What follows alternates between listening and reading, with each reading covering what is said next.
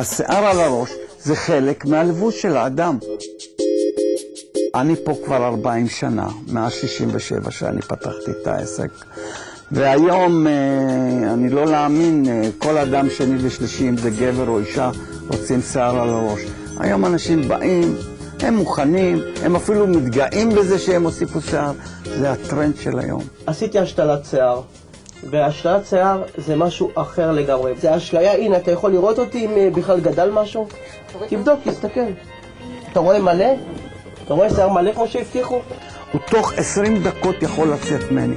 וזה לא משנה, הוא לא צריך לחכות לא שבוע, ולא חודש, ולא חודשיים, ולא כלום.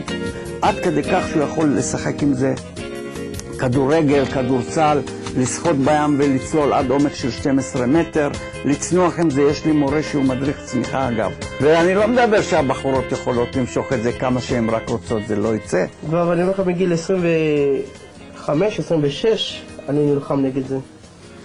בשביל שאני יוכל סוף סוף